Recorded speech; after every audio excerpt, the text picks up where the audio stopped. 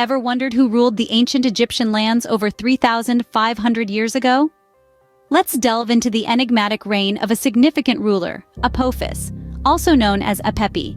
He was a major force during the 15th Dynasty and the end of the Second Intermediate Period in ancient Egypt.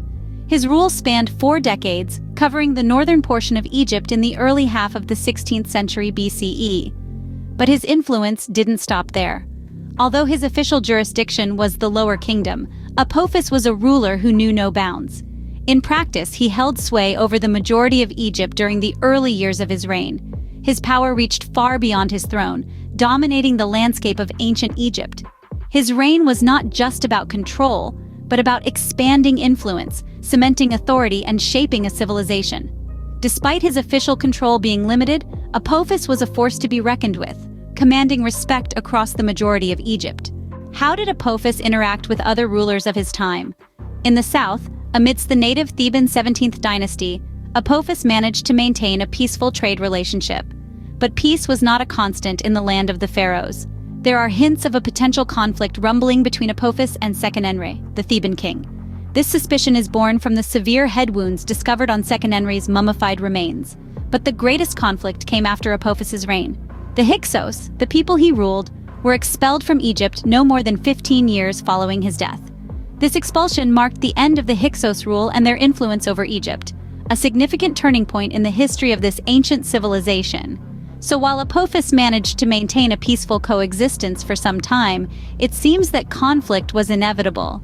As we delve deeper into the life and reign of Apophis, we begin to see the complexities and the tension that marked this period in Egypt's history.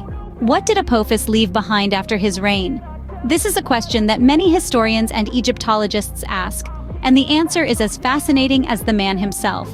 Apophis, unlike many pharaohs of his time, did not indulge in the construction of grand monuments or statues to glorify his reign. Instead, he adopted a more pragmatic and perhaps audacious approach. He usurped the monuments of previous pharaohs, inscribing his own name over existing structures. 2 sphinxes of Amenemhat II and 2 statues of Amenemhat bear testament to this. This unique approach allowed Apophis to leave a tangible mark on the landscape of Egypt without the need for new construction. It was a clever strategy that not only saved resources but also asserted his dominion over the lands and the rulers that came before him. It was a subtle yet powerful way to embed his legacy in the annals of Egyptian history. But Apophis's legacy extends beyond these physical monuments.